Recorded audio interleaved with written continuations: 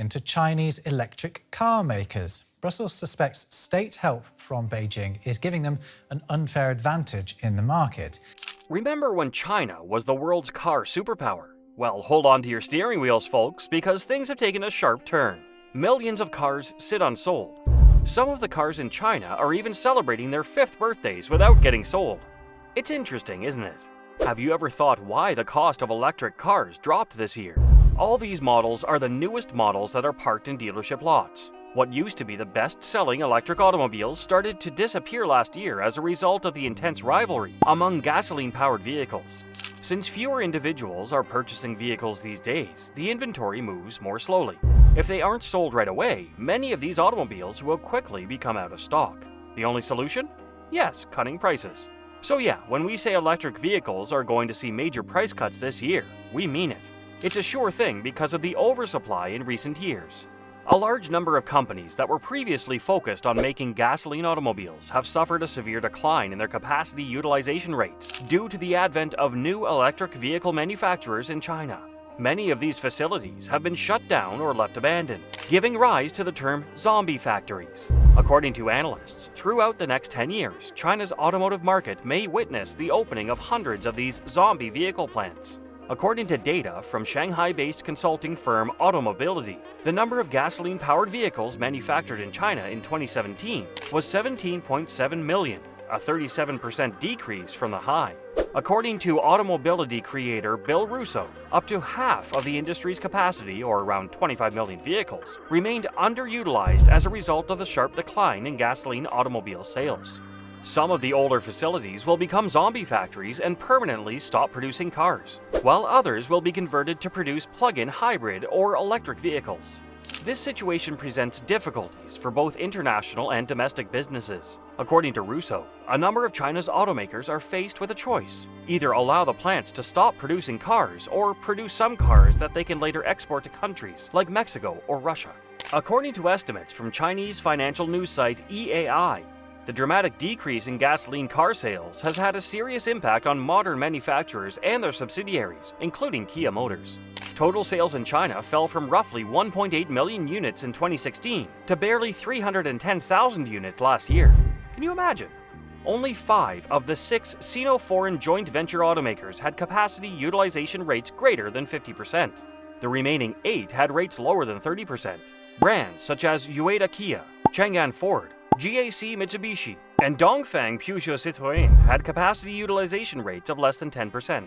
This large amount of idle capacity is directly responsible for the sharp decline in sales and output. According to publicly available statistics, China's total capacity for producing passenger cars was around 50.5 million units in 2023. However, over the previous 5 years, average yearly output was approximately 23 million units, including exports, meaning that the country's entire capacity utilization rate was less than 50%. According to Glasgow Automotive Research Institute, sales of passenger vehicles are expected to reach over 26.5 million units this year, up 1.8% from the 26 million units sold the previous year. While this is a slight increase, it is nothing in comparison to the 55 million units that may be produced annually.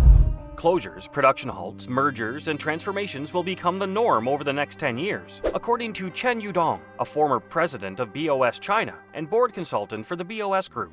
Chang'an Automobile chairman Zhu Hong projected as early as 2022 that 80% of China's gasoline automobile brands will close, cease, combine, or undergo other changes in the following 3 to 5 years. According to reports, joint venture brands that depend significantly on gasoline prices would experience additional reductions in capacity utilization rates this year if their switch to electric vehicles is delayed. It is said that there may be additional overcapacity problems for American, Korean, and Japanese manufacturers in 2024. As of right now, only 45% of Japanese and Korean automakers' capacity is being utilized, down from 74% in 2017.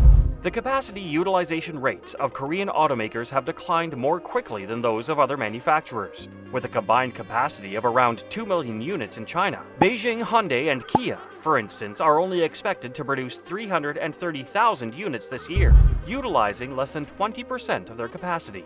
The 3 main Japanese companies, Toyota, Honda, and Nissan, are predicted to produce around 3.2 million units in China in 2024, a 500,000 unit loss from the previous year.